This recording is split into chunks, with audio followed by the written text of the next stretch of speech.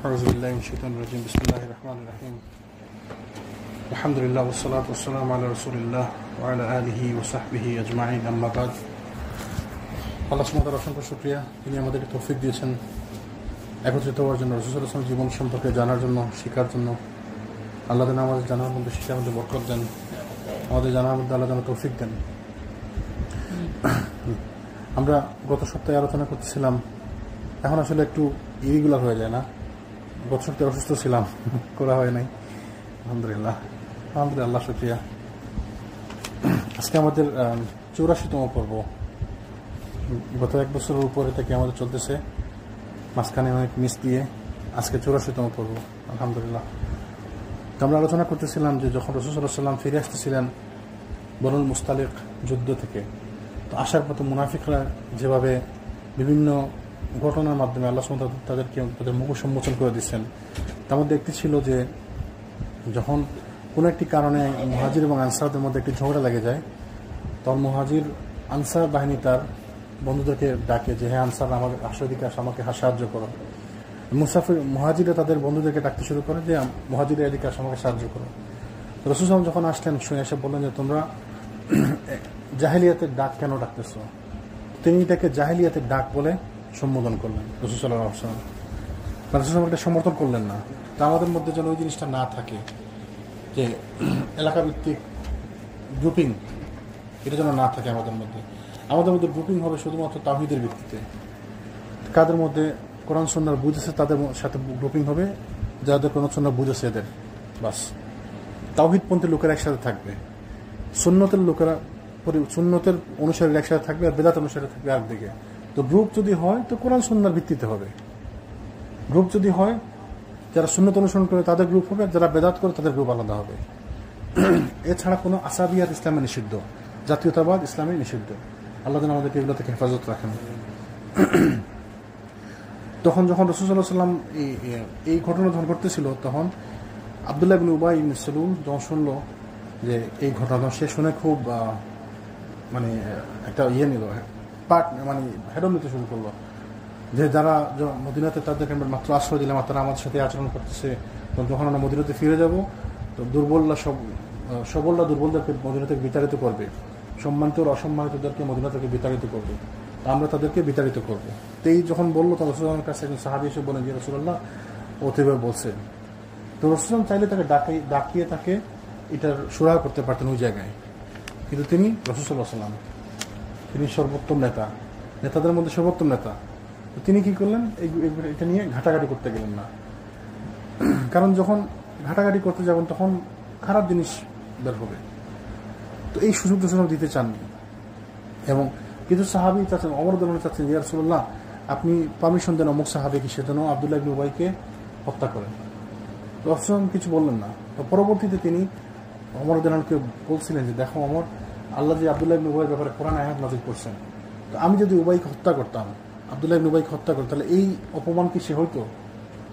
তো আল্লাহ ভালো উত্তম কর্মবিধারক, আল্লাহ সুবহানাহু ওয়া তাআলা উত্তম কর্ম পরিকল্পনাকারী। রাসূল যখন তখন ওমরকে দিলেন, নির্দেশ দিলেন যে তোমরা এগুলো দরকার নাই, তুমি এক কাজ করো, সবাইকে বলো আমরা এখন রওনা দিব। ওইখানে তারা ক্যাম্প করতেছিলেন, তো ক্যাম্পে অবস্থান করতেছেন, বলেন যে আমরা এখন রওনা দিব। রওনা দেওয়ার উদ্দেশ্য কী ছিল? যেন আমরা ব্যস্ত থাকবো, রওনা দিয়ে দিব, এটা নিয়ে যেন মাতামাতি না হয়, এটা নিয়ে যেন কথাবার্তা না হয়, আমরা এখনই রওনা দেব।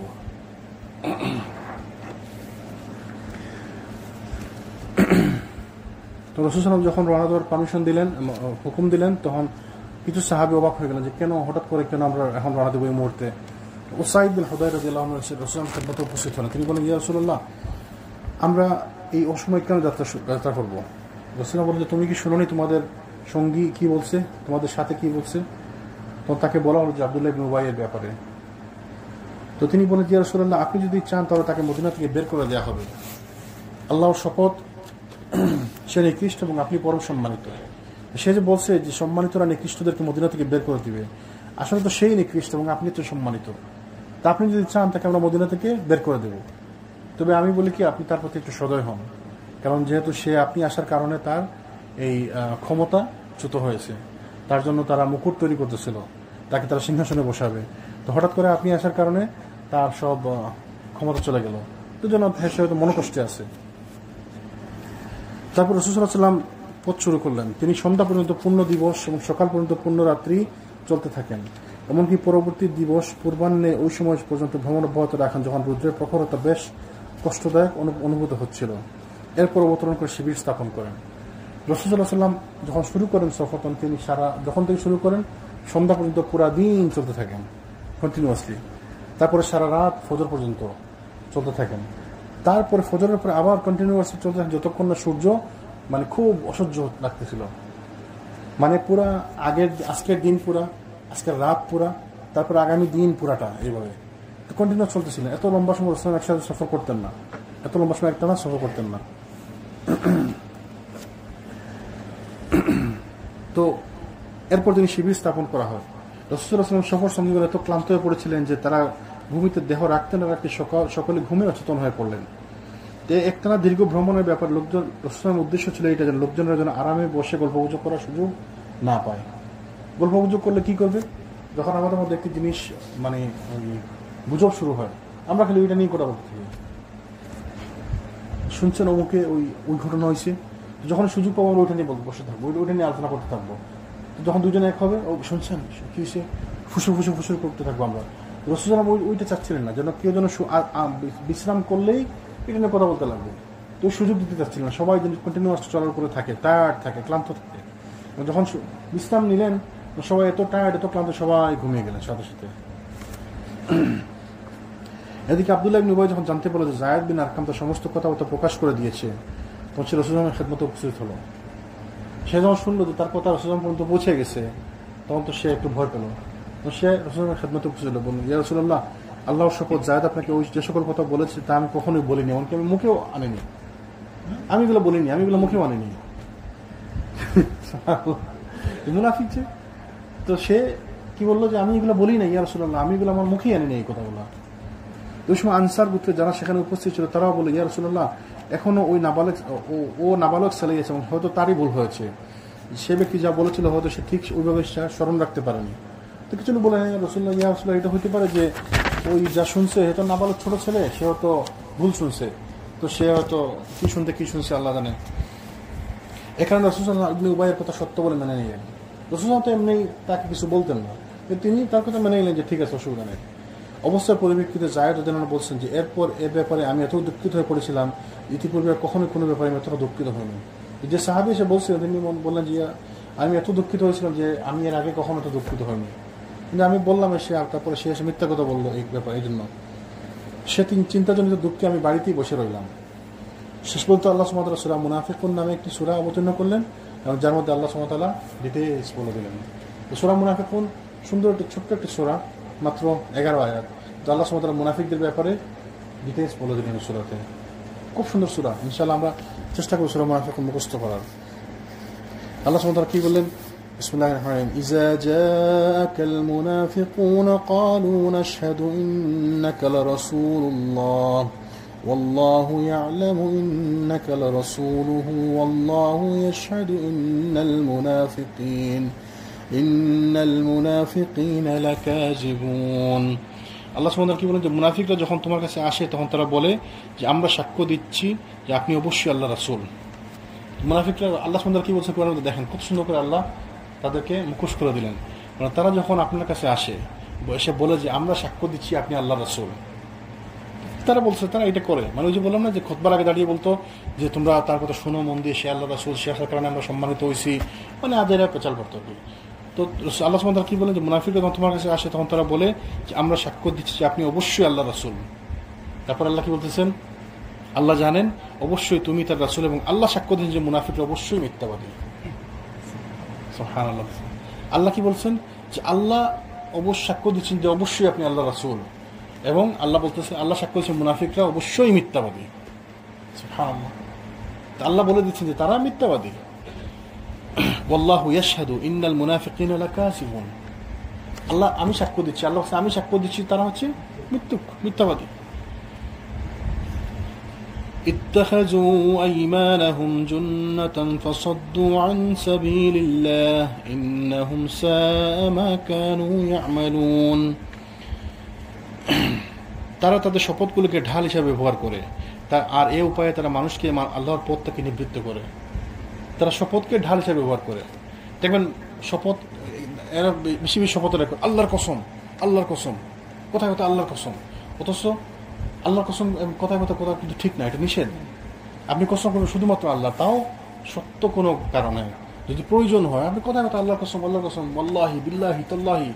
এটা এক ধরনের লোক দুটো অভ্যাস, কোথায় কোথায় ওয়াল্লাহি ওয়াল্লাহি, এটা কিন্তু ঠিক না, খারাপ জিনিস, এগুলো করা যাবে না।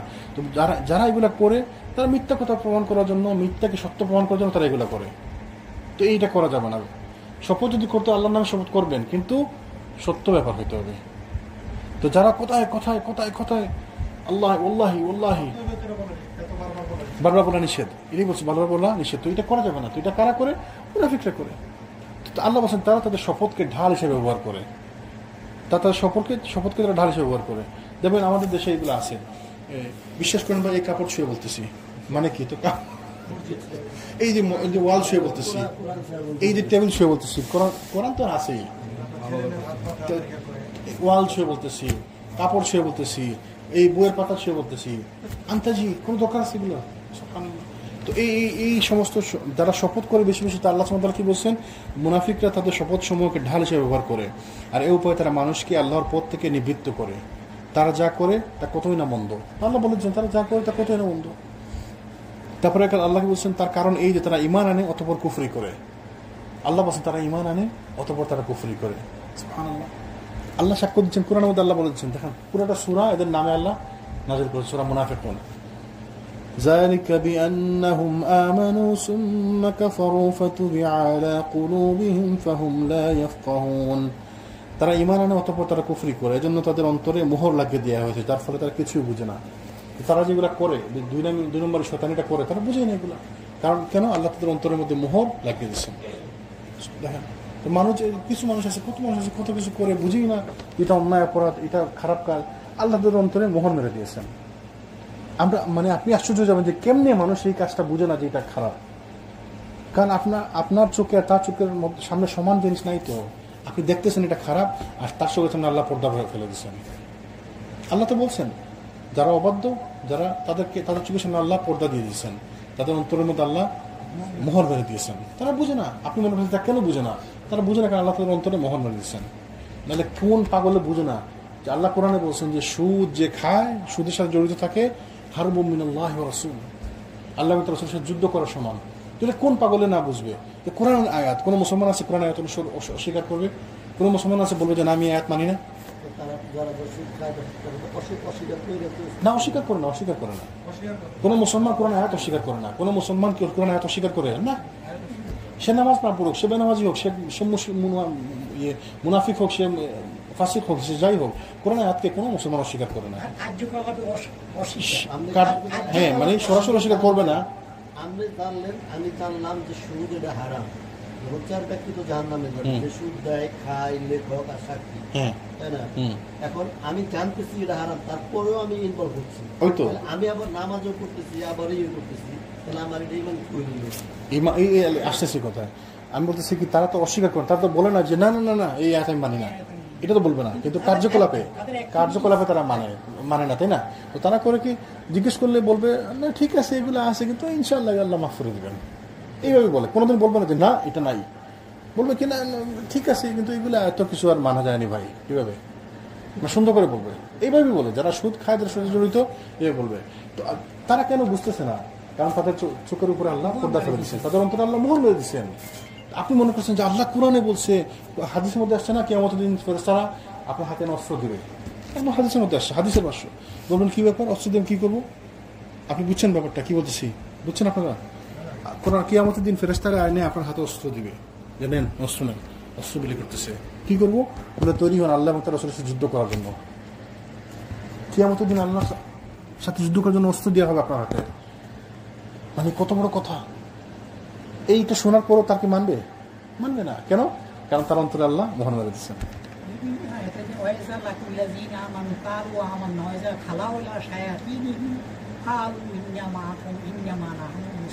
তারা যখন আমাদের সামনে থাকে তখন বলে আমরা তো মুসলমান।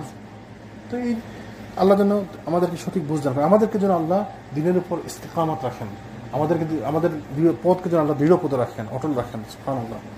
এই জন্য রাসূলুল্লাহ কি বলছে, রাব্বানা লা তুযিগ কুলুবানা বা'দা ইয হাদাইতানা ওয়া হাব লানা মিন লাদুনকা রাহমা ইন্নাকা আনতাল ওয়াহ্হাব। আল্লাহ আমাকে সঠিক বুঝ দান করার পর আমার অন্তরকে বক্রপথে নিও না। আজকে আপনি বুঝতেছেন, আল্লাহকে সবসময় দোয়া করেন যে আল্লাহ আমাকে যেন বক্রপথে নিয়েন না। কারণ কখন আল্লাহ পা ফসকায়, আল্লাহ কখন পা ফসকায়, আপনি আবার দেখা যাবো যে 2 দিন আগে আপনি সুদের বিরুদ্ধে কথা বলেন, আপনি সুদের মধ্যে জড়িত হয়ে গেছেন। কত ধরনের কত টেম্পটেশন আছে দুনিয়াতে। দেখা যাবে আপনার বউ বলছে যে না একটা বাড়ি লাগবেই আমার, আমার একটা বাড়ি লাগবে। যখন আপনি দুনিয়ার প্রেশারে পড়ে দেখা যাবে আপনি বাধ্য হচ্ছেন সুদের মধ্যে যেতে, তখন আপনার বুঝ যাবে। এই জন্য দোয়া করতে সবসময় আল্লাহ আমাকে এরকম ফেতনাতে ফেলেন না। এই যে আমরা না এই যে বুঝতে এখন আছে না, এমন সিচুয়েশন আসতে পারে অনেক বুঝে মুঝে কাজ হইব না, বাচ্চার জন্য করা লাগতে পারে। এই জন্য কি সারা জীবন 4টি বিষয়তে ফিতনাতে মুক্তি চাইছে না, দোয়া চাইছে না। কোনোদিন এমন কোনো সালাত পড়ছে যে দোয়া করে নাই? ওই যে বলেন কি, আল্লাহুম্মা আউযু বিকা মিন আযাবিল কবরি ওয়া মিন আযাবি জাহান্নাম ওয়া মিন ফিতনাতিল মাহইয়াই ওয়াল মামাত ওয়া মিন শাররি ফিতনাতিল মাসিহিদ দাজ্জাল। তাহলে মাহইয়াই ওয়াল মামাত, আল্লাহ আমাকে দুনিয়া এবং আখিরাতের ফিতনাতে বাঁচাও। দুনিয়ার ফিতনা কি? এই যে টেম্পটেশন, লোভ। আজকে আপনার বউ এসে বলবে না একটা বাড়ি না হলে কেমন হয়, অমুক ভ্যাকেশন যেতেছে অমুক জায়গায়, তা আমি কেন যেতে পারবো, তুমি কেন যেতে পারবো না? তো এই সমস্ত মানুষ কিন্তু ভালো মানুষ খারাপ হয় এই সমস্ত কারণে। ভালো মানুষ খারাপ হয় কি জন্য? ওই ফ্যামিলির প্রেসারে। যে পাপ কামাইছে পাপ তারে ঘিরিয়ে রাখে, ভালো মান কাসাবা সাইয়াতা ওয়া তাবি ওয়াতিয়াত। যে পাপ কামাইছে তাকে পাপ ঘিরিয়ে রাখছে। এক্স্যাক্টলি। কিন্তু যারা ভালো মানুষ এরাও তো পাপের মধ্যে নিমজ্জিত হতে পারে, ফ্যামিলির প্রেসারে পড়ে, বাচ্চাদের প্রেসারে পড়ে, পারিপার্শ্বিকতার প্রেসারে পড়ে, সামাজিকতার প্রেসারে পড়ে। তো এই জন্য দোয়া করতে হবে আল্লাহর কাছে, আল্লাহ আমাদের এই সমস্ত ফিতনা থেকে নিরাপদ রাখুন।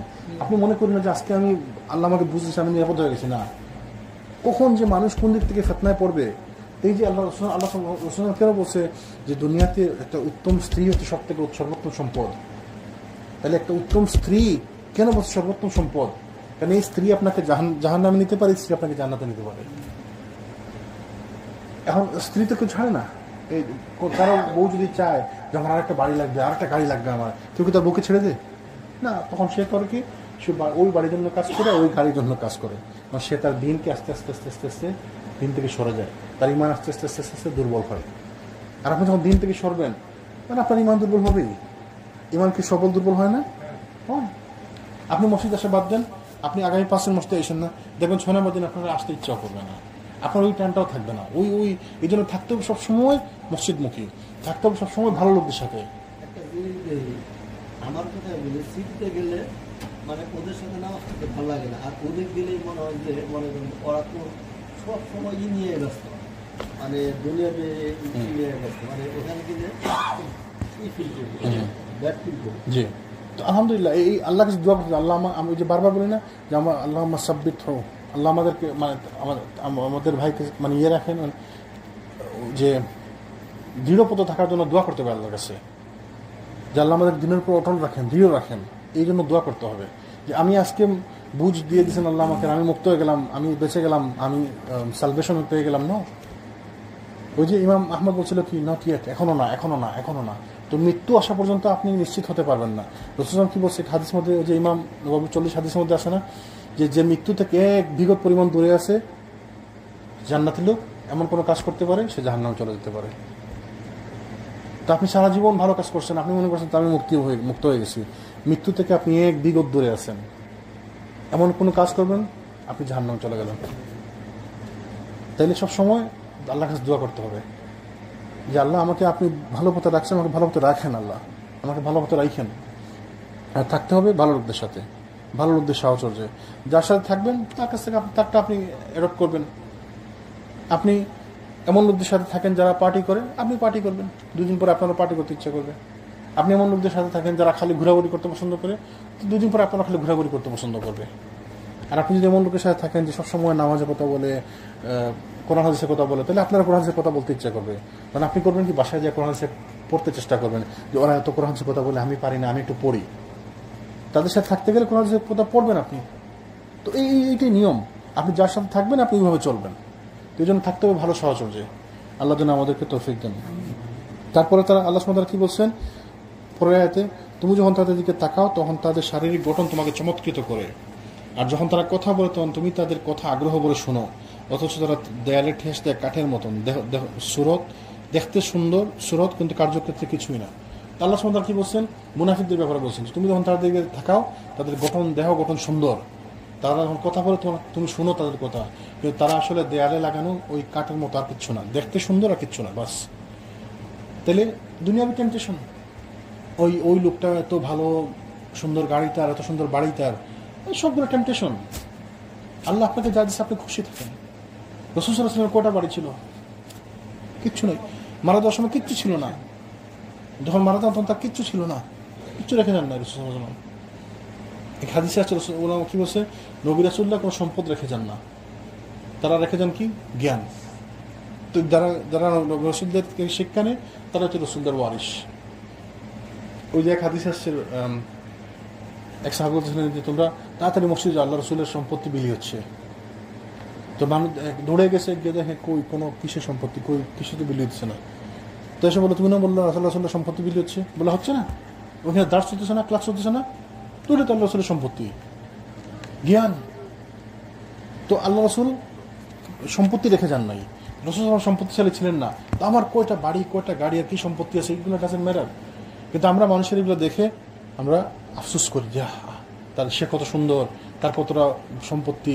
কিন্তু আল্লাহ সুবহানাহু ওয়া তাআলা কি বলেছে কোরআনের মধ্যে, ওগুলো শুধু দেখতে সুন্দর আর কিচ্ছু না, কার্যক্ষেত্রে কিচ্ছু না। কোনো শোরগোল হলে তারা সেটাকে নিজেদের বিরুদ্ধে মনে করে, কারণ তাদের অপরাধী মন সবসময় শঙ্কিত থাকে, এই বুঝি তাদের কুকীর্তি ফাঁস হয়ে যায়। এরাই শত্রু, কাজে তাদের ব্যাপারে সতর্ক থাকো। এদের উপর রয়েছে আল্লাহর গজব, তাদেরকে কিভাবে সত্য পথ থেকে ফিরিয়ে নেওয়া হচ্ছে। তাদেরকে যখন বলা হয় এসব আল্লাহ রাসূল তোমাদের জন্য ক্ষমা প্রার্থনা করবেন, তখন তারা মাথা নেড়ে অস্বীকৃতি জানায়, তখন তুমি দেখতে পাও তার সদম্বে তাদের মুখ ফিরিয়ে নেয়। তাদেরকে যখন বলা হয় যে আসো আল্লাহ রাসূল তোমাদের জন্য ক্ষমা প্রার্থনা করবেন, তারা কি বলে মুখ ফিরিয়ে নেয়। কত রকম বক্ত। আল্লাহ রাসূল তাদেরকে বলা যায় আল্লাহ রাসূল তোমাদের জন্য ক্ষমা প্রার্থনা করবেন, তারা পাত্তা দেয় না, তারা মুখ ফিরিয়ে নেয়, তারা মুনাফিক। তুমি তাদের জন্য ক্ষমা প্রার্থনা করো আর না করো উভয় তাদের জন্য সমান।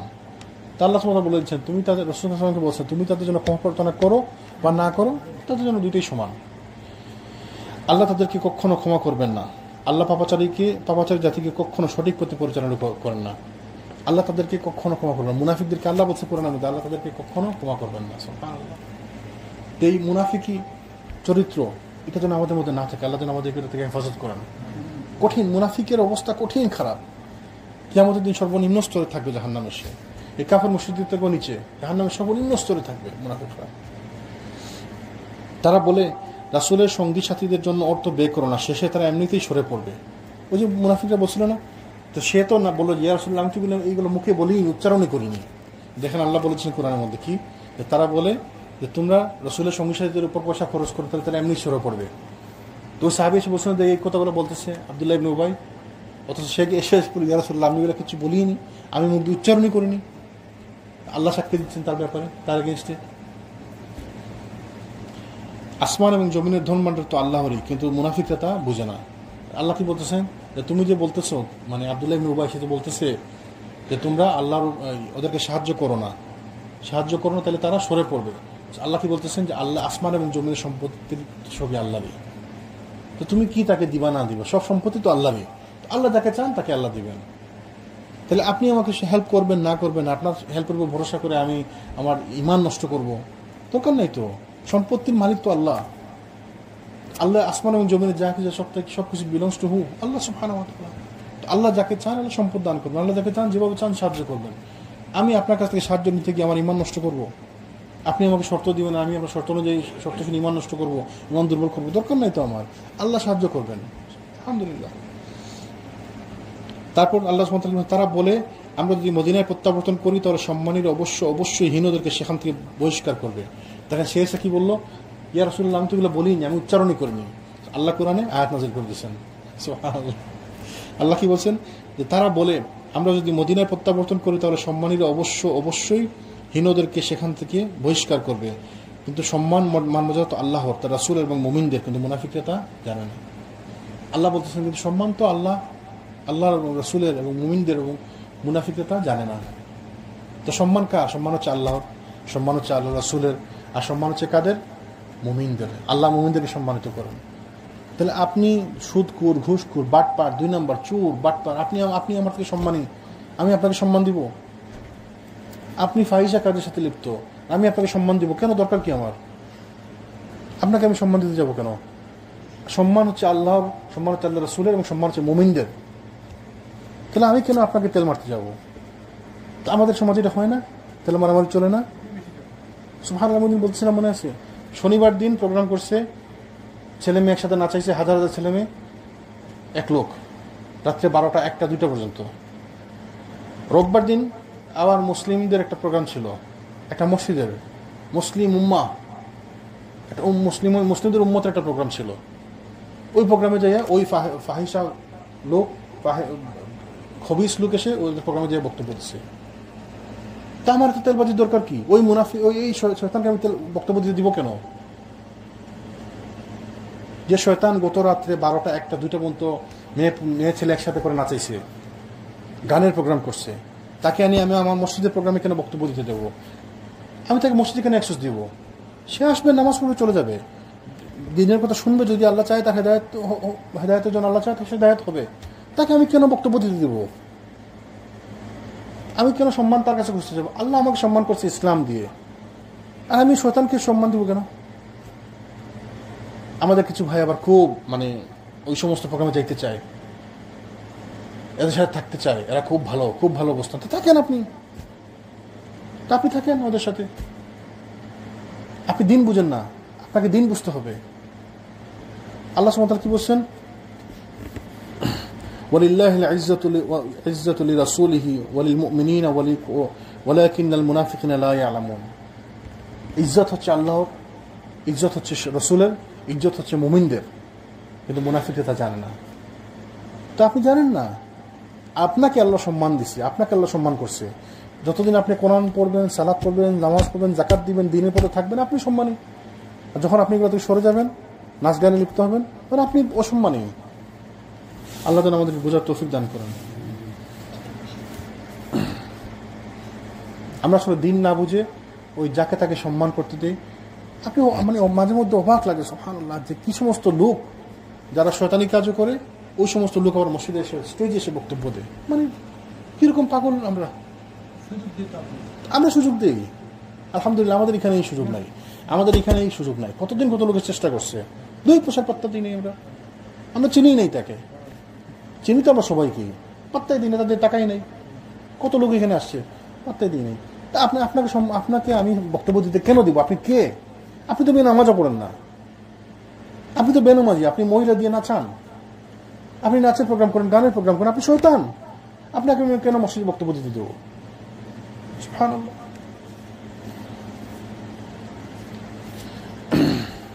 তো এই সূরা মুনাফিকুন 1 থেকে 8 নম্বর আয়াত পর্যন্ত, 8 আয়াতের সূরা, আসলে 1 নম্বর থেকে 8 নম্বর আয়াত পর্যন্ত আল্লাহ সুবহানাহু ওয়া তাআলা মুনাফিকদেরকে একদম পুরা তাদের মুখোশ খুলে দিলেন। তারা যে বলছিল, ইয়া রাসূলুল্লাহ, আমরা এটা বলিনি, আল্লাহ বলে দিচ্ছেন যে তারা বলছে যারা সবলরা দুর্বলদের মদিনা থেকে বের করে দিবে। তো আল্লাহ বলছেন যে ইজ্জত তো আসলে আল্লাহ এবং তার রাসূলের এবং মুমিনদের, মুনাফিকরা তা জানে না। তো তাদের সমস্ত পুর আল্লাহ খুলে দিলেন, তাদের সমস্ত মুখোশ আল্লাহ খুলে দিলেন।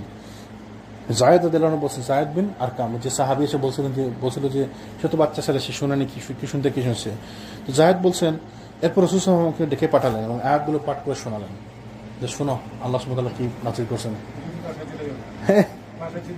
ওই যে সাহাবী যে শুনছে, একটু মন খারাপ হয়েছিল, বাচ্চা ছেলে একটু মন খারাপ হয়েছিল, যে মনে যে আমি এর আগে আমার এত মন খারাপ কোনোদিন হয়নি। তো সাহাবীকে ডেকে রাসূল তাকে এই আয়াতগুলো শুনিয়ে দিলেন, এত মন খারাপ করো না, শোনো আল্লাহ কি নাযিল করছে। অতঃপর বললেন যে আল্লাহ তাআলা তোমার কথা সত্যতা প্রমাণিত করেছেন। বাস, আল্লাহ সুবহানাহু ওয়া তাআলা আকাশ থেকে তার কথা সত্যতা প্রমাণ করে দিলেন। তো উল্লেখিত মুনাফিকের সন্তানের নামও ছিল আব্দুল্লাহ। এই যে আব্দুল্লাহ ইবনে উবাই ইবনে সালুল, তার ছেলের নামও ছিল আব্দুল্লাহ। তো ওই ছেলে আবার ভালো লোক ছিল, সাহাবী ছিল, ভালো ছেলে ছিল। তো সন্তান ছিলেন পিতার সম্পূর্ণ বিপরীত, অত্যন্ত সৎ স্বভাবের মানুষ এবং উত্তম সাহাবাদের অন্তর্ভুক্ত। তিনি পিতার নিকট থেকে পৃথক হয়ে গিয়ে উন্মুক্ত তরবারি হস্তে দণ্ডায়মান হলেন মদিনার দরজায়। যখন তার পিতা সেখানে গিয়ে পৌঁছেন, তখন তিনি বলেন যে আল্লাহর শপথ, আপনি এখান থেকে আর অগ্রসর হতে পারবেন না যতক্ষণ রাসূল সাল্লাল্লাহু আলাইহি ওয়াসাল্লাম অনুমতি না দিবেন। ছেলে গিয়ে তার বাপের রাস্তা আটকে দিল, তরবারি খোলেন, তরবারি নিয়ে বলে যে রাসূল সাল্লাল্লাহু পারমিশন না দেন তাহলে আপনি ঢুকতে পারবেন না মদিনাতে, কারণ রাসূল সাল্লাল্লাহু আলাইহি ওয়াসাল্লাম প্রিয়, পবিত্র, সম্মানিত এবং আপনি হচ্ছেন নিকৃষ্ট। ছেলে বাপকে বলছে। এই যে ছেলে বাপের বিরুদ্ধে গেল কেন? তাকে কেউ পয়সা দিছে? ইসলামের জন্য, দিন বুঝছে এই জন্য। তাহলে দিনের কারণে আমার বাপ আমাকে সম্মানিত না, দিনের কারণে কে সে যে রাসূল সাল্লাল্লাহু আলাইহি ওয়াসাল্লামকে সম্মান করছে, সে বলছে রাসূল সাল্লাল্লাহু আলাইহি ওয়াসাল্লাম হচ্ছে সম্মানিত, পবিত্র, প্রিয়। কেন বলছে? রাসূল সাল্লাল্লাহু আলাইহি ওয়াসাল্লাম তার কোনো আত্মীয়? রাসূল সাল্লাল্লাহু আলাইহি ওয়াসাল্লাম কি তাকে পয়সা দিছে? শুধুমাত্র দিনের জন্য। তাহলে ভালোবাসা থাকতে হবে দিনের জন্য, আর ঘৃণা থাকতে হবে দিনের জন্য। তাহলে যে আল্লাহর জন্য ভালোবাসে আর যে আল্লাহর জন্য ঘৃণা করে, এইভাবে থাকতে হবে আমাদের ভালোবাসা এবং আমাদের ঘৃণা। এরপর রাসূল সাল্লাল্লাহু আলাইহি ওয়াসাল্লাম যখন সেখানে উপস্থিত হয়ে তাকে মদিনা প্রবেশের অনুমতি প্রদান করলেন, তখন পুত্র পিতার পথ ছেড়ে দিলেন। আব্দুল্লাহ ইবনে উবাইর ওই ছেলে রাসূল সাল্লাল্লাহু আলাইহি ওয়াসাল্লামের নিকটে এ বলে আরজ করলেন যে আপনি তাকে হত্যা করার ইচ্ছে পোষণ করলে আমাকে নির্দেশ প্রদান করুন, আল্লাহর কসম আমি তার মস্তক দ্বিখণ্ডিত করে আপনার খেদমতে এনে হাজির করব। সুবহানাল্লাহ।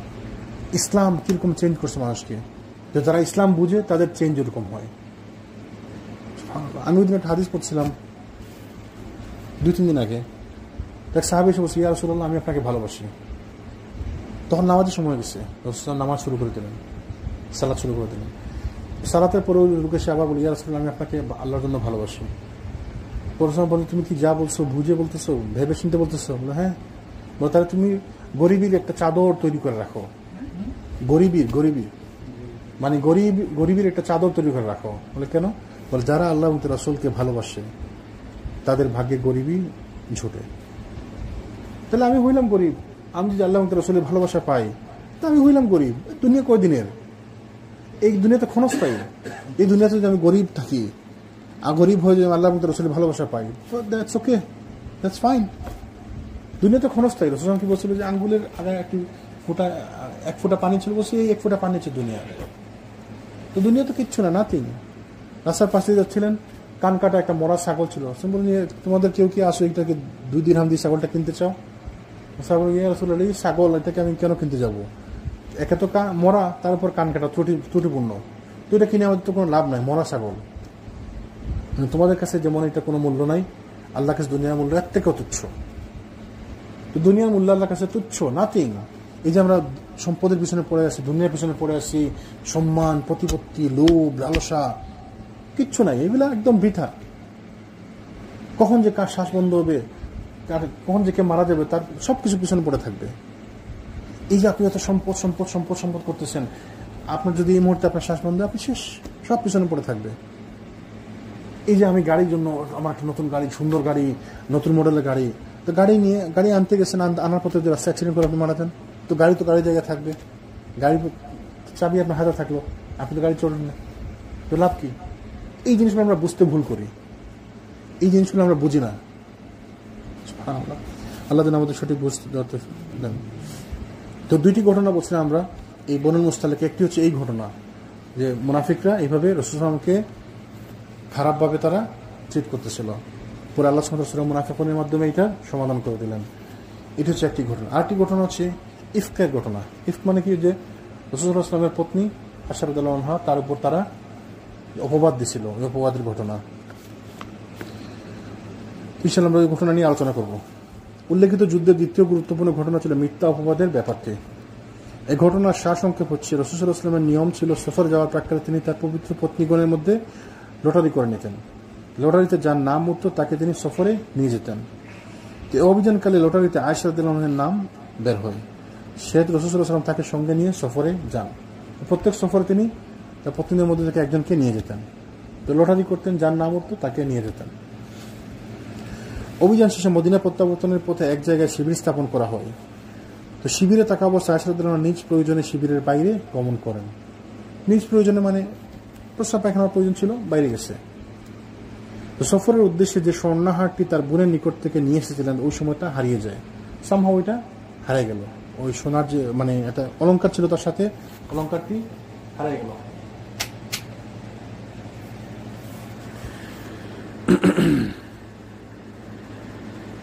হারানোর সময় হারের কথাটি তার স্মরণেই ছিল না। তো বাইরে থেকে যখন শিবিরে ফিরে আসার পর হারের কথাটি তার স্মরণ হওয়া মাত্রই তার খোঁজে তিনি পুনরায় পূর্বস্থানে গমন করেন। যখন ফিরে আসলেন তার হাওদার কাছে, তার মনে হলো যে আমি তো এটা হারাই ফেলছি, এটা খুঁজতে আবার চলে গেলেন। ওই যেখানে গেছিলেন তারা তো কী করতেন, তখন তো আর আমাদের মতো ওই টয়লেট ছিল না যে রেস্টুরেন্টে গেলাম, সফর অবস্থা রেস্টুরেন্টে থামলাম, আর ওইখানে গিয়ে পুরুষ টয়লেট আলাদা, মহিলা টয়লেট আলাদা, হ্যান্ডিক্যাপ আলাদা, বাচ্চাদের টয়লেট আলাদা, ফ্যামিলি টয়লেট আলাদা, কিন্তু ছিল না। তো একটু দূর গিয়ে তারা ওই প্রাকৃতিক কাজ ছাড়তেন। তো তিনি যেখানে গেছিলেন ওই জায়গায় ফেলাই আসলেন। তো আসার পর তার বললাম, আমি তো ফেলাই আসছি। তো আবার গেলেন সাথে সাথে এটা আনার জন্য। এ সময়ের মধ্যে যাদের উপর নবী পত্নীর রাদিয়াল্লাহু আনহার হাওদা উটের পিঠে উঠিয়ে নেওয়ার দায়িত্ব অর্পিত ছিল, তারা হাওদা উঠিয়ে নিলেন। যাদের উপর দায়িত্ব ছিল, যে হাওদা মানে কি, ওই যে একটু ঘেরা দেওয়া জায়গা, মানে পালকির মতো আর কি, ওইটাকে আবার তারা উটের পিঠে উঠিয়ে নিতেন। তো পালকির মতো, পালকির মতো নাকি, মানে একটা ঘেরা দেওয়া জায়গা যেখানে রাসূলুল্লাহর পত্নী থাকতেন, মানে বসতেন, যেন কেউ যেন না দেখে পর্দার সাথে। তো তারা হাওদা উঠিয়ে নিলেন উটের পিঠে। এটা দিয়ে অত পাতলা ছিল তারা বুঝতে পারেননি। কারণ আয়েশা ইয়াং মেয়ে, তিনি কত বয়স, 12-13 হবে তখন, তো তার তো ওজন বেশি না, তো তারা পার্থক্য বোঝেনি আসলে, এত পাতলা ছিল। তারা মনে করছে ভিতরেই আছে, এমন কোনো পাতলাও ছিল না যে তারা বুঝবে যে আহা কি ব্যাপার, কেউ এত পাতলা কেন। আর তিনি বাচ্চা মেয়ে ছিলেন, ছোট মেয়ে ছিলেন। তারা ধারণা যে উম্মুল মুমিনিন হাওদার মধ্যে রয়েছেন, যেহেতু তার শরীর ছিল খুব হালকা এবং সেহেতু হাওদা হালকা হওয়ার ব্যাপারটি তাদের মনে কোনো প্রতিক্রিয়া করেনি। তাছাড়া হাওদাটি দুজন উঠালে হয়তো তাদের পক্ষে অনুমান করা সহজ হতো এবং সহজেই ভুল ধরা পড়ত। কিন্তু যেহেতু কয়েকজন মিলে মিশিয়ে ধরাধরি করে হাওদা উঠিয়েছিলেন, তারা ব্যাপারটি অনুমান করার ব্যাপারে তারা কোনো ভুক্তভোগী করেননি। কয়েকজন মিলে উঠেছে, বুঝেই নেই যে পাতলা ব্যাপারটা, এটা কারো খেয়াল হয়নি। আসলে আল্লাহর হুকুম, আল্লাহ চাইছিলেন, আল্লাহর হুকুম ছিল জন্য এটা হওয়ার কথা ছিল। তো যাই হোক, হারানো হাটটি প্রাপ্তির পর মা আয়েশা রাদিয়াল্লাহু আনহা আস্তে স্থানে ফিরে এসে দেখেন যে পুরো বাহিনী ইতিমধ্যে সে স্থান পরিত্যাগ করে এগিয়ে গেছেন। তিনি যখন ফিরে আসলেন, এসে দেখলেন যে সবাই তো অলরেডি চলে গেছে এবং তারা হাওদা উটের পিঠে উঠিয়ে রওনা দিয়ে দিচ্ছে, পুরা মানে শিবির চলে গেছে। তখন তারা তো মনে করছে আয়েশার সাথে আছেন রাদিয়াল্লাহু আনহা, কিন্তু তিনি ছাড়া সবাই চলে গেছে, তিনি একলা থেকে গেলেন ওই জায়গায়। প্রান্তরটি ছিল সম্পূর্ণ জনশূন্য, সেখানে না ছিল কোনো আহ্বানকারী, না ছিল কোনো উত্তরদাতা। তিনি এ ধারণা সেখানে বসে পড়লেন যে লোকেরা তাকে যখন দেখতে না পাবেন তখন তার খোঁজ করতে করে তারা এসে যাবেন। তিনি মনে করেন যে ঠিক আছে, আমি একটু বসি, তারা যখন আমাকে পাবেন না তারা তো অবশ্যই আমার খোঁজে ফিরে আসবেন। তিনি তো বুঝেননি যে তারা ওইটা উঠে অলরেডি তিনি আসেন মনে করে রওনা দিয়ে দিচ্ছে। তিনি মনে করছেন কি, তারা তখন আমাকে খুঁজে পাবেন, আমার জন্য অবশ্যই ফিরে আসবে, আমি একটু বসি এখানে। কিন্তু সর্বজ্ঞ প্রভু আল্লাহ সুবহানাহু ওয়া তাআলা তার আপন কাজে সদা তৎপর এবং প্রভাবশালী। তিনি যেভাবে যা পরিচালনা করার ইচ্ছা সেভাবেই তা বাস্তবায়িত করেন। অতঃপর আল্লাহ সুবহানাহু ওয়া তাআলা আয়েশা রাদিয়াল্লাহু আনহা চক্ষুদ্বয়কে ঘুম জড়িয়ে দেয়া, সেখানে তিনি ঘুমিয়ে পড়লেন। অতঃপর সাফওয়ান বিন মুআত্তালের কণ্ঠস্বর শুনে তিনি জাগ্রত হলেন। তিনি বলছেন, ইন্না লিল্লাহি ওয়া ইন্না ইলাইহি রাজিউন। রাসূল সাল্লাল্লাহু আলাইহি ওয়াসাল্লামের স্ত্রী তো এক সাফওয়ান বিন মুআত্তাল ওইদিকে যাচ্ছিলেন। সাফওয়ান বিন মুআত্তাল তিনি মুসলমান ছিলেন না, আই থিঙ্ক, ওদিকে যাচ্ছিলেন। হঠাৎ দেখলেন যে রাসূলুল্লাহর স্ত্রী, ও তিনি দেখি তাকে আর কোনো কথা, শুধু বলছেন ইন্না লিল্লাহি ওয়া ইন্না ইলাইহি রাজিউন, ইন্না লিল্লাহি ওয়া ইন্না ইলাইহি রাজিউন, তিনি আর কোনো কথা বলেননি। তো এই কথা শুনে আয়েশা রাদিয়াল্লাহু আনহার ঘুম ভাঙে। তো ওই লোক তাকে জিজ্ঞেস করেন যে আপনি কেমন আছেন, ভালো আছেন, বা আপনি কে, আপনি চিনছেন আমাকে, আমি অমুক তমুক, কিচ্ছু বলেন, শুধুমাত্র একটা কথা বলছেন। পুরাটা সফর তিনি একটা কথা বলছেন, ইন্না লিল্লাহি ইন্না লিল্লাহি ইন্না লিল্লাহি, কোনো কথা বলতে তিনি বলেননি। সাফওয়ান রাদিয়াল্লাহু আনহু সেনাদলের শেষ অংশে ঘুমন্ত অবস্থায় ছিলেন। আল্লাহু আ'লাম, তিনি হয়তো সাহাবী ছিলেন, আমি শুনে দেখবো ইনশাল্লাহ। তার অভ্যাস ছিল একটু বেশি ঘুমানো। তো আয়েশা রাদিয়াল্লাহু আনহাকে অবস্থা দেখা মাত্র তিনি চিনতে পারলেন, কারণ পর্দার হুকুম অবতীর্ণ হওয়ার পূর্বে তিনি তাকে দেখেছিলেন। অতঃপর ইন্না লিল্লাহি ওয়া ইন্না ইলাইহি রাজিউন পাঠরত অবস্থায় তিনি আপন সোয়ারিকে নবীপত্রীর নিকট বসিয়ে দিলেন। তো তার সাথে যে উট ছিল, সোয়ারি ছিল, তিনি সোয়ারিকে আয়েশা রাদিয়াল্লাহু আনহার সামনে বসিয়ে দিয়ে তিনি একটু সামনে সরে গেলেন। ইন্না লিল্লাহি ইন্না ইলাইহি পড়তে, আর তিনি আর কিচ্ছু বলেন, শুধু ইন্না লিল্লাহি ইন্না ইলাইহি পড়তেছেন। তো ইন্না লিল্লাহি পড়তে পড়তে তিনি সোয়ারিকে মানে আয়েশা রাদিয়াল্লাহু সামনে বসিয়ে তিনি একটু সামনে সরে গেলেন, যে তিনি যেন সোয়ারিতে উঠবেন, লজ্জাস্থান যেন দেখা না যায়, বা তিনি কোনোভাবেই আর ওইদিকে তাকাচ্ছিলেন না। তো আয়েশা রাদিয়াল্লাহু আনহা সোয়ারির উপর আরোহণ করার পর সাফওয়ান তিনি তার লাগাম ধরে টানতে টানতে হাঁটতে থাকলেন এবং সর্বক্ষণ মুখে উচ্চারণ করতে থাকলেন ইন্না লিল্লাহি ইন্না লিল্লাহি। যখন তিনি উঠলেন তখন তিনি সোয়ারির লাগাম ধরে ধরে হাঁটতে থাকলেন খালি, তিনি আর কোনো কথাই বললেন, শুধু ইন্না লিল্লাহি ইন্না লিল্লাহি পড়তে থাকছেন। সাফওয়ান ইন্না লিল্লাহি ছাড়া আর কোনো বাক্য উচ্চারণ করেননি। তিনি আয়েশা রাদিয়াল্লাহু আনহাকে সঙ্গে নিয়ে যখন সৈন্যদলে মিলিত হলেন তখন ছিল ঠিক দুপুরবেলা। সৈন্যদল শিবির স্থাপন করে বিশ্রামরত ছিলেন। আয়েশা রাদিয়াল্লাহু আনহাকে অবস্থায় আসতে দেখে লোকেরা আপন আপন প্রকৃতি এবং নিবৃত্তির নিরিখে ব্যাপারটি আলোচনা করতে থাকলো।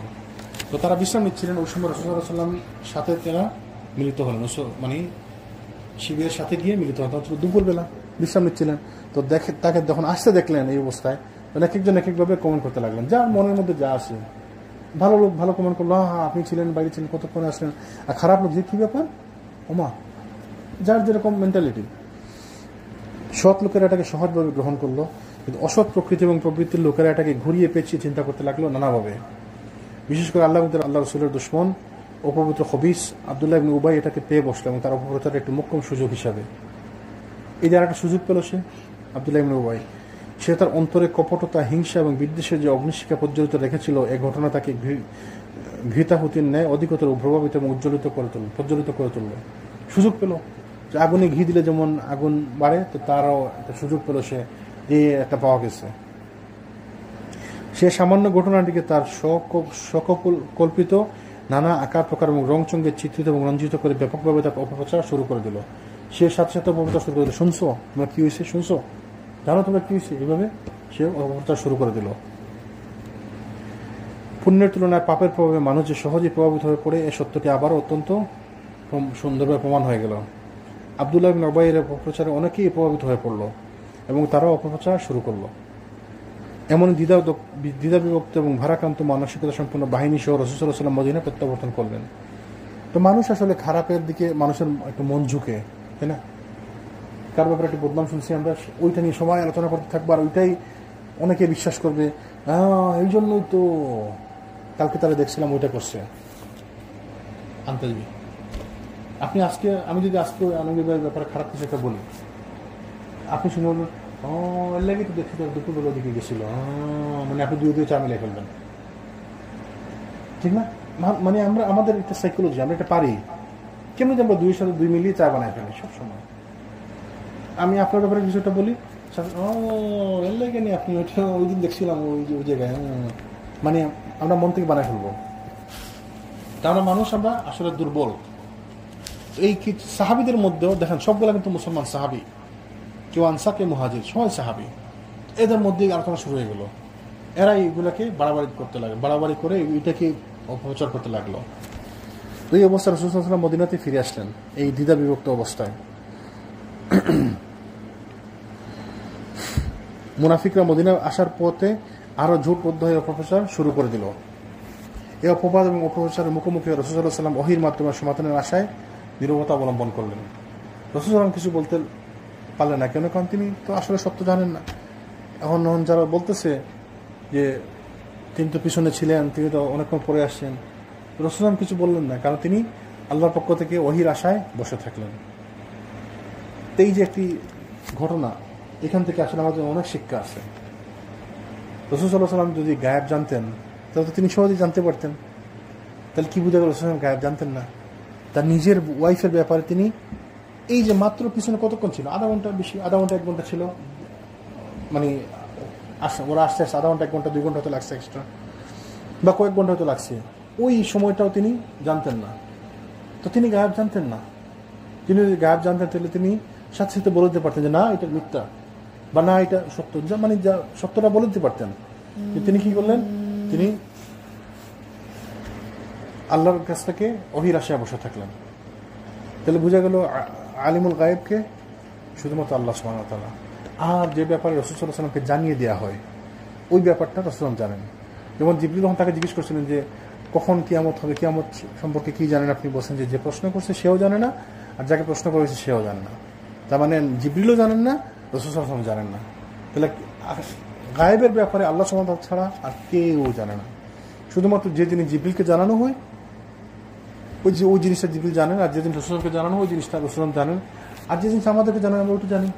যেমন জান্নাত জাহান্নাম সম্পর্কে কিছু বর্ণনা আমরা জানি কিভাবে? রাসূল আমাদেরকে বলে দিয়েছেন, যেন আমরা জানি। তার মানে না যে একজন গায়েব জানে। আমরা কেউ দেখি নাই, আমরা কেউ জানি না। আমাদের মধ্যে যারা হাদিসগুলো পড়ছে তারা জানে। কেন জানে? কারণ রাসূল জানিয়ে দিয়েছেন।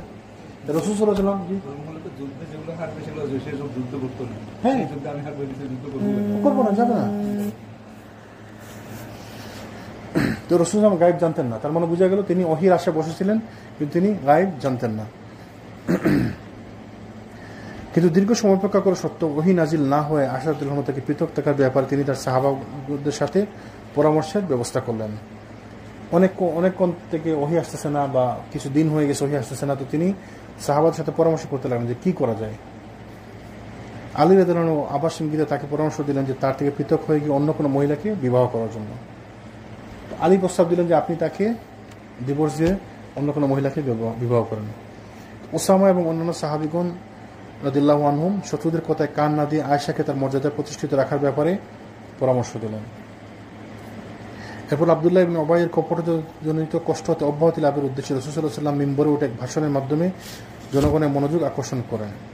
এ প্রেক্ষিতে সাদ বিন মুআজ তাকে হত্যা করার অভিমত ব্যক্ত করেন, কিন্তু সাদ বিন উবাদা বিন আব্দুল্লাহ ইবনে উবাইয়ের গোত্রের লোক নেতা ছিলেন। গোত্রীয় প্রভাবান্বিত হয়ে খুব শক্তভাবে বিরোধিতা করায় উভয়ের মধ্যে বাকযুদ্ধ শুরু হয়ে যায়। এর ফলে উভয় গোত্রের লোকেরা উত্তেজিত হয়ে পড়ে। রাসূল সাল্লাল্লাহু আলাইহি ওয়াসাল্লাম অনেক চেষ্টা করে উভয় গোত্রের লোকদের মধ্যে উত্তেজনা প্রশমিত করেন, নিজেও নীরবতা অবলম্বন করেন। তাহলে আব্দুল্লাহ ইবনে উবাইকে হত্যা করা সহজ ছিল না, কিন্তু সাহাবী প্রস্তাব দিলেন যে ইয়া রাসূলুল্লাহ তাকে হত্যা করুন। কিন্তু তাকে হত্যা করলে তার এটা সমাধান হচ্ছে না। এই জিনিসটা সত্য মিথ্যা যাচাই করা তো দরকার, তাই না? সত্য মিথ্যা কে যাচাই করবে? আল্লাহ সুবহানাহু ওয়া তাআলা ছাড়া তো কেউ এটা বলতে পারবে না সত্য মিথ্যা। যদি এটার সমাধান আছে, এখন আমরা জানি সমাধান আছে, তখন তো জানা ছিল না। তো আল্লাহ সুবহানাহু ওয়া তাআলা যা করেন সবই আসলে আমাদেরকে শেখানোর জন্য, দিনের সুবিধার জন্য। ওই যে কালকে আমরা বলছিলাম যে রাসূল সাল্লাল্লাহু আলাইহি ওয়াসাল্লাম সালাতের মধ্যে ভুল করছেন, আসলে রাসূল সাল্লাল্লাহু আলাইহি ওয়াসাল্লাম ভুল করেন না, আল্লাহ তাকে দিয়ে করিয়েছেন যেন আমরা শিখতে পারি, আমাদেরকে শেখানোর জন্য। তো আল্লাহ সুবহানাহু ওয়া তাআলা যা করেন সবই আমাদেরকে শেখানোর জন্য। এখন যেমন যদি এরকম কোনো ঘটনা হতে আমরা জানি সমাধান কি, যে যে এটার মানে ঘটনাটা যে বলবে যে আমি এইটা হয়েছে, তাহলে তাকে সাক্ষী প্রমাণ করতে হবে, উপস্থাপন করতে হবে। তাকে 4 জন সাক্ষী নিয়ে আসতে হবে। যদি 4 জন সাক্ষী আনতে না পারে তাহলে সে মিথ্যা প্রমাণ হতে গেল। ইসলামিক কোর্টে এটা এভাবে রায় আছে, এটা এখন ব্যবস্থা আছে। তো আব্দুল্লাহ ইবনে উবাইকে হত্যা করা সহজ ছিল না, এই জন্য এটা কোনো সমাধান না। এদিকে যুদ্ধক্ষেত্র থেকে প্রত্যাবর্তনের পর আয়েশা রাদিয়াল্লাহু আনহা অসুস্থ হয়ে পড়েন এবং এক নাগাড়ে 1 মাস যাবত অসুস্থতায় ভুগতে থাকেন। এই অপবাদ সম্পর্কে অবশ্য তিনি কিছু জানতেন না, আয়েশা রাদিয়াল্লাহু আনহা তার কোনো আইডিয়াই নাই না, তখনও কিছু বলেননি। আয়েশা রাদিয়াল্লাহু আনহা কিছু জানতেন না যে কি ব্যাপার, কি হচ্ছে, এই যে অত কিছু চলতেছে মদিনাতে, পুরা মদিনা তোলপাড় হয়ে যেত, তিনি কিচ্ছু জানতেন না। তিনি বাসায় ছিলেন, 1 মাস যাবত অসুস্থ, কারোর সাথে দেখা সাক্ষাৎ নাই, তিনি বাসায় ছিলেন, তো তিনি এগুলো সম্পর্কে কিছু জানতেনই না। কিন্তু তার অসুস্থ অবস্থায় রাসূল সাল্লাল্লাহু আলাইহি ওয়াসাল্লামের কাছ থেকে আদর যত্ন, যে সেবা শুশ্রূষা পাওয়ার কথা তা না পাওয়ার কারণে মনে কিছুটা অস্বস্তি এবং উদ্বেগের সৃষ্টি হয়। রাসূল সাল্লাল্লাহু আলাইহি ওয়াসাল্লাম তাকে ওইভাবে আর যেভাবে সেবা করার কথা ছিল তিনি ওই সেবা করতেছিলেন না। তো ওইটা নিয়ে তার একটা মন খারাপ ছিল যে আমি তো অসুস্থ, আমাকে একটু টেক কেয়ার করতেছেন না, বা আমাকে যেভাবে করার কথা করতেছেন না, এটা তার একটা মন খারাপ ছিল। তো বেশ কিছুদিন যাবৎ রোগে ভোগার পর তিনি ধীরে ধীরে সুস্থ হয়ে ওঠেন। সুস্থতা লাভের পর পায়খানা প্রস্রাবের জন্য তিনি এক রাত্রিতে উম্মে মিস্তাহর জন্য সঙ্গে সন্নিকটস্থ মাঠে ভ্রমণ করেন। সুস্থ হওয়ার পরে তিনি একদিন রাত্রে বাইরে গেলেন প্রকৃতির ডাকে সাড়া দেওয়ার জন্য। উম্মে মিস্তাহ তার সঙ্গে ছিলেন উম্মে মিস্তাহ। হাঁটতে গিয়ে একসময় উম্মে মিস্তাহ স্বীয় চাদরের সঙ্গে জড়ানো অবস্থায় পা পিছলে মাটিতে পড়ে যায়। তো ওই মহিলার সাথে যে ছিল সে পা ফসকে মাটিতে পড়ে যায়। তো মাটিতে পড়ে গিয়ে সে তার ছেলেকে গালি দিতে লাগলো, শয়তান, তার ছেলেকে গালি দিতে লাগলো। এই অবস্থায় ছেলেকে গালমন্দ দিতে থাকে। আয়েশা রাদিয়াল্লাহু আনহা তার ছেলেকে গালমন্দ দেওয়া থেকে বিরত থাকার কথা বলায় সে বলে আমার ছেলেও সে অপবাদ সম্পর্কিত অপপ্রচারে জড়িত আছে বলে অপবাদের কথা আয়েশাকে শোনান। তো আয়েশা রাদিয়াল্লাহু আনহা, আপনি তোমার ছেলেকে গালি দিচ্ছেন কেন?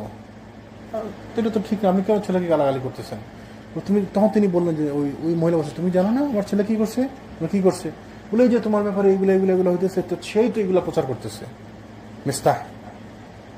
মিস্তাহ ছিল একজন আবু বকর রাদিয়াল্লাহু আনহুর এক আত্মীয়, দুঃসম্পর্কের আত্মীয়।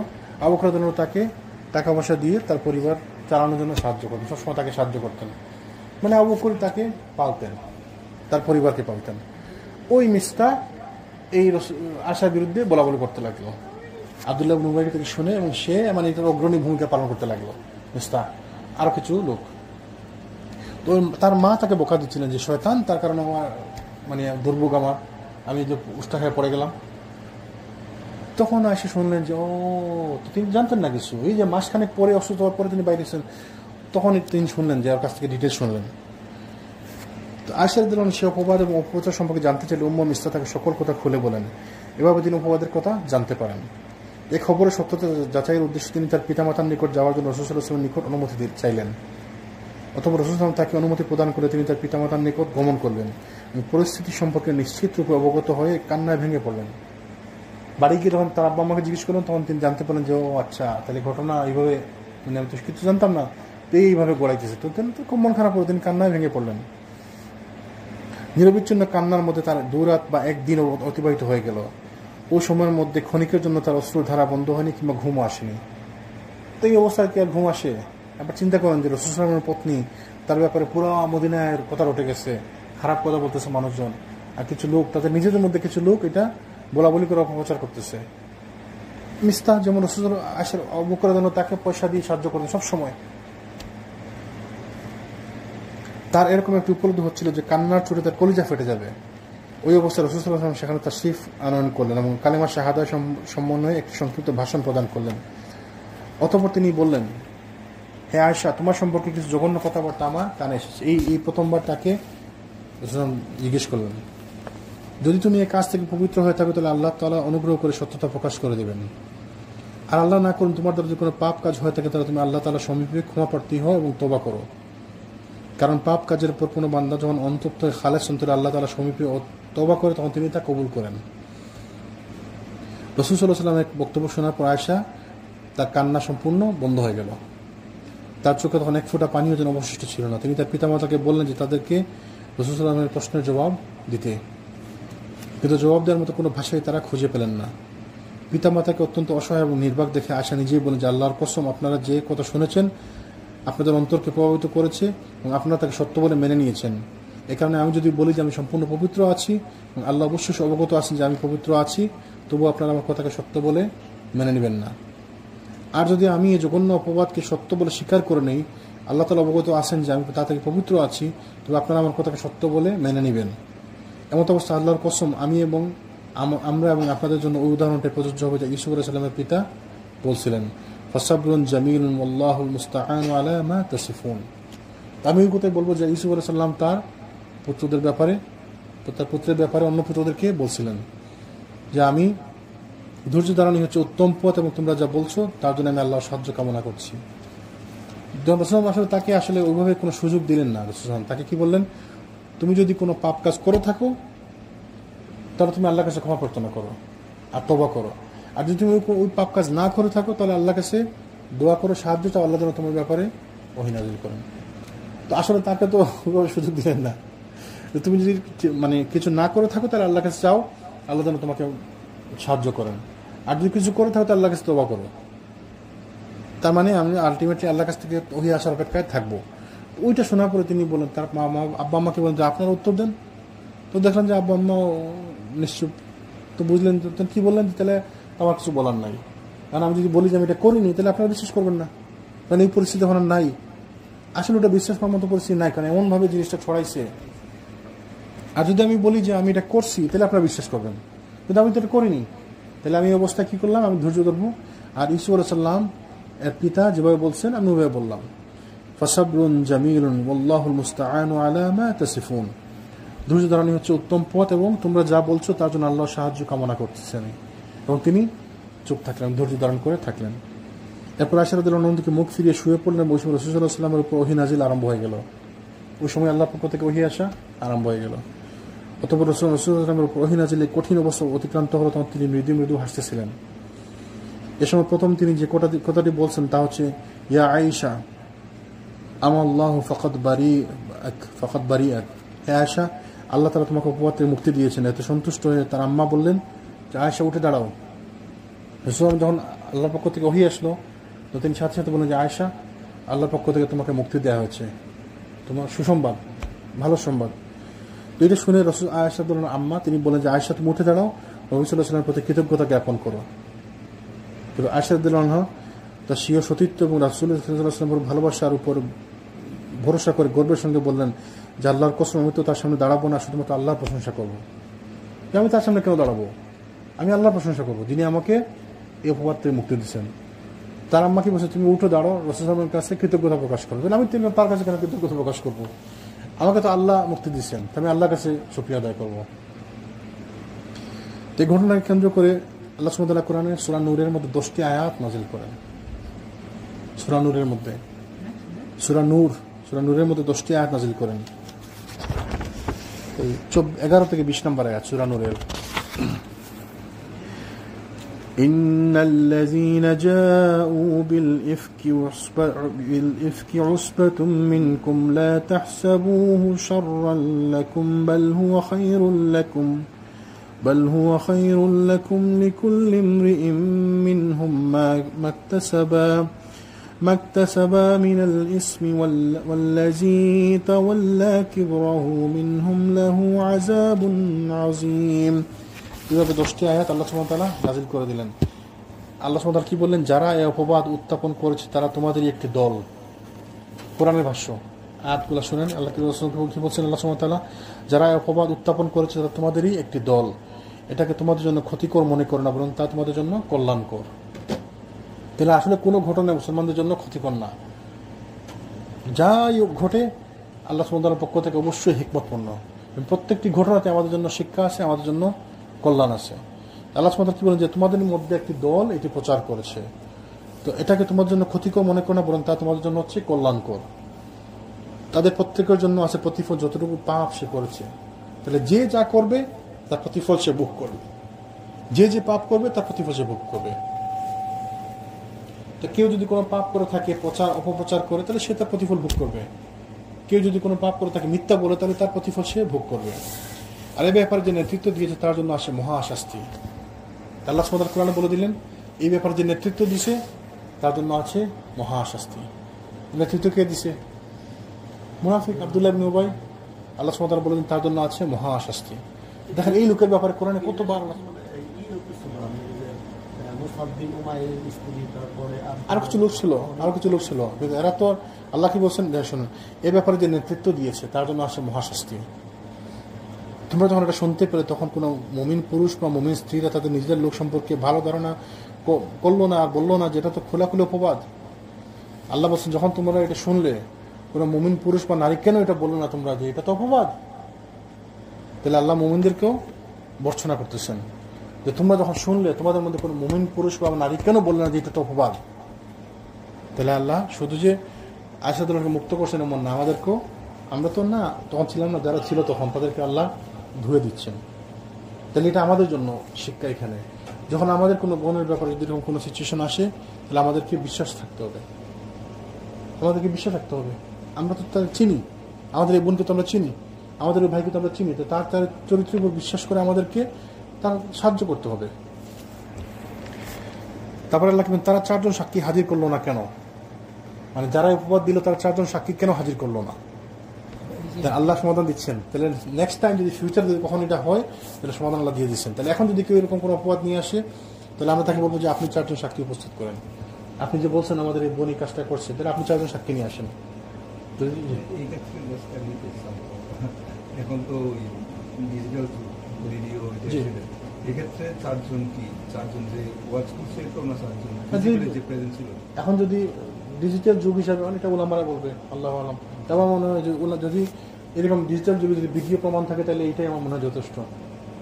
আল্লাহু আলাম, আল্লাহ ভালো জানেন, ওলামারা এটা বলতে পারবেন।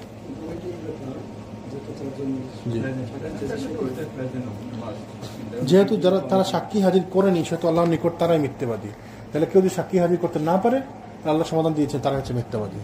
তাহলে ধরেন এক্সাম্পল, এখন একজন লোক এসে বললো যে এই মহিলা এর খারাপ কাজটি করছে, তো সাথে আপনি বললেন যে 4 জন সাক্ষী নিয়ে আসো।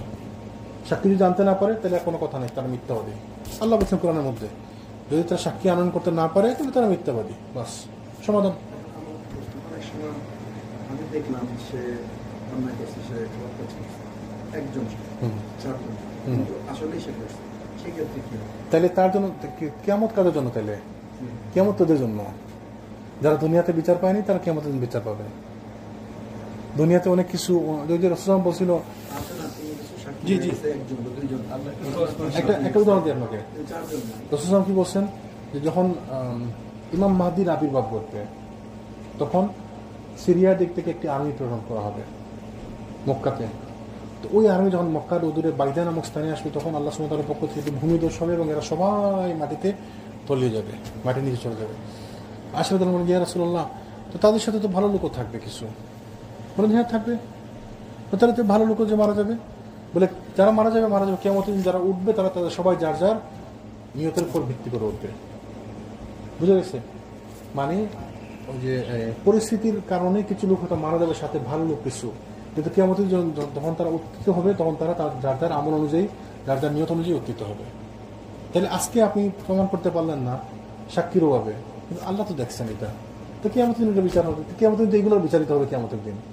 ওই যে এক লোক বলছিল, এটা তো আছে, ওই যে এক লোক বলছিল যে আপনি কি মানে কিয়ামত কেন দরকার, যে আমি সে তাকে হত্যা করতে, তাকে আমি দুনিয়াতে হত্যা করে দিলাম, হত্যার বদলে হত্যা, তো বিচার হয়ে গেল, তাহলে কিয়ামতের দরকার কি?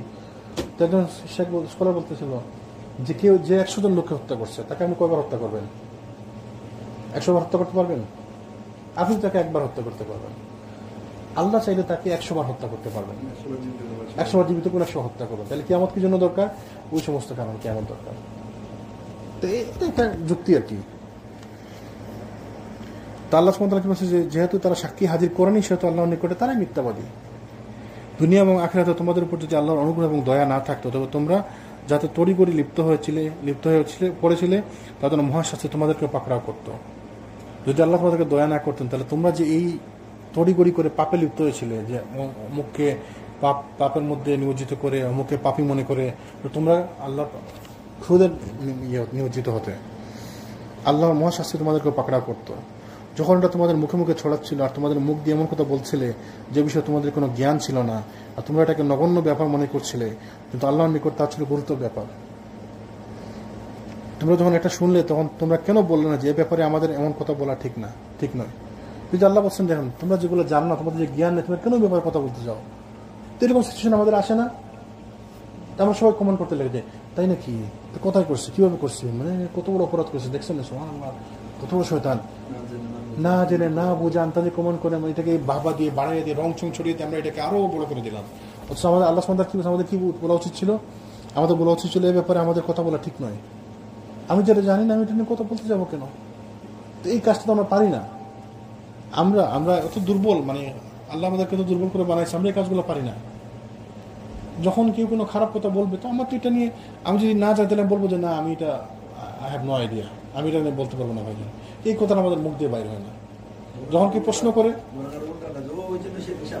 প্রশ্ন করে, তখন আমরা না বলতে আমরা পারি না, যে আমি জানি না এই কথাটা আমরা বলতে পারি না। মানে বড় বড় আলেম ওলামারা পারে, আমরা পারি না, যে আমি এটার উত্তর জানি না, এই কথাটা বলতে আমরা পারি না। এই ক্ষেত্রে অনেক সময় দেখা যায় যে না চাওয়া সত্ত্বেও একটু মাথা নাড়া হইলো, মানে সাপোর্ট করতেছি না, চুপ থাকা হলো, মাথা নাড়া হলো, এক্ষেত্রে কি মানে আমি গুণাগার হবো না? এটা তো আপনার অন্তরের ব্যাপার, আল্লাহ জানার অন্তরের ব্যাপার। করতেছি না, কিন্তু দেখা যাচ্ছে মুরব্বী মানুষ বলতেছে বা এরকম কিছু বলতেছে, না আপনি বলবেন যে না না না কেলেগুলো বলে ঠিক না, আপনি কি বলবেন যে না না না আঙ্কেল ঠিক না, এটা বলা ঠিক না, আমরা জানি না, আমরা এটা নিয়ে কথা বলবো না, আল্লাহ ভালো জানেন, আল্লাহ আলম। আপনি নিজেকে সেট করবেন এবং সেই সাথে আপনি তাকেও বাঁচাই দিবেন যে এটা নিয়ে কথা বলবেন না, এগুলো ঠিক না, আমরা যেটা জানি না ওটা নিয়ে কথা বলতে যাবো না। তাহলে যেন আমাদেরকে ওই প্র্যাকটিসটা করার তৌফিক দান করেন। এটা কিন্তু কঠিন ব্যাপার। আল্লাহ পবিত্র এবং মহান, এটা তো গুরুতর অপবাদ। আল্লাহ তোমাদেরকে উপদেশ দিচ্ছেন, তোমরা কখনো অর্থাৎ এই আচরণের পুনরাবৃত্তি করো না যদি তুমি মুমিন হয়ে থাকো। তাহলে আজকে আমরা জানলাম, আমাদের জন্য এই শিক্ষা থাকলো, আর কখনো যেন আমরা এই কাজ না করি, এরকম কোনো কাজ যেন আমরা মানে বাড়া না না দিই, কাউকে যেন আমরা সুযোগ না দিই। যদি এরকম কিছু হয় তাহলে আমরা বলবো যে না আমরা এটা জানি না, এটা নিয়ে আমরা কথা বলবো না।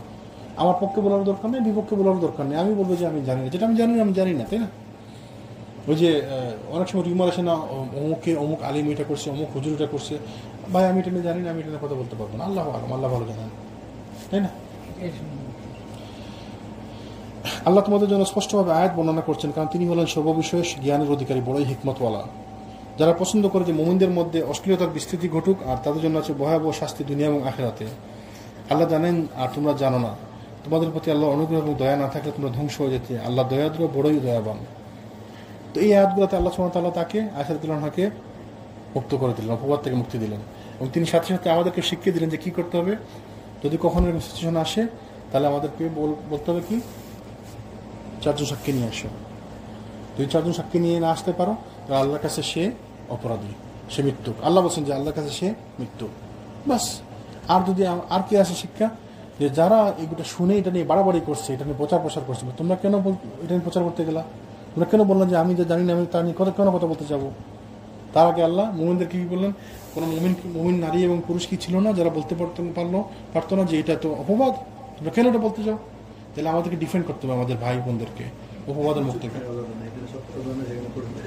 ধরুন এক্সাম্পল, আমি আপনাকে চিনি, আপনার ব্যাপারে আমার ধারণা আছে, আপনার ব্যাপারে একজন খারাপ কথা বললো, আমি জানি আপনার চরিত্রে এটা ঠিক না, এটা যায় না, আপনার ব্যাপারে কতটা খারাপ, তাহলে আমি কেন আপনাকে ডিফেন্ড করবো? না না না, সেটা করতেই পারে না, এটা ঠিক না, নিশ্চয়ই এখানে কিছু একটা আছে, এইগুলো নিয়ে আমরা কথা বলবো না, আপনি এগুলো নিয়ে কথা বলতে বলবেন না।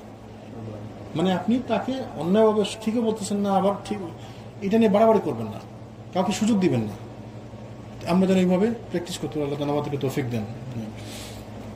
এই মিথ্যা অপবাদের সঙ্গে জড়িত ব্যক্তিদের অপরাধের দায় মিস্তা বিন আসাসা, হাসান বিন সাবির ও হামনা বিন জাহাজকে 80 দুররা কার্যকর করা হলো। যারা এর সাথে জড়িত ছিল তাদেরকে 80 দুররা কার্যকর করা হলো। তবে খবিস আব্দুল্লাহ বিন উবাই এই শাস্তি থেকে রেহাই পেয়ে গেল। তবে অথচ অপবাদ ঘটানোর কাজে জড়িত জঘন্য ব্যক্তিদের মধ্যে সে ছিল প্রথম, এবং এই ব্যাপার তার চেয়ে সবচেয়ে অগ্রগামী ভূমিকা ছিল তারই। তাকে শাস্তি না দিতে কারণ হতো এটাই ছিল যে আল্লাহ তাআলা তাকে পরকালে শাস্তি দেওয়ার ঘোষণা দিয়েছিলেন। এই যে আয়াতের মধ্যে, এই সূরার মধ্যে আল্লাহ বলছেন যে এটার মূল হতা তার জন্য আছে মহাশাস্তি, তার জন্য তাকে আর শাস্তি, তাকে আমি শাস্তি দেখি করবো, তাকে তো আল্লাহ পরকালে শাস্তি দিবেন। আল্লাহ তাআলা তাকে পরকালে শাস্তি দেওয়ার ঘোষণা দিয়েছিলেন। তাকে এখন শাস্তি প্রদান করা হলে তার পরকালে শাস্তি হালকা হয়ে যাবে, এ ধারণায় শাস্তির ব্যবস্থা করা হয়নি। কিন্তু অন্যান্য যাদের জন্য শাস্তি বিধানের ব্যবস্থা করা হয় তাদের পরকালীন পাপ ভার হালকা এবং পাপ সমূহের কাফফারা হিসাবেই তা করা হয়, অথবা এমন কোনো ব্যাপারের মধ্যে নিহিত ছিল যে কারণে তাকে হত্যা করা হয়নি।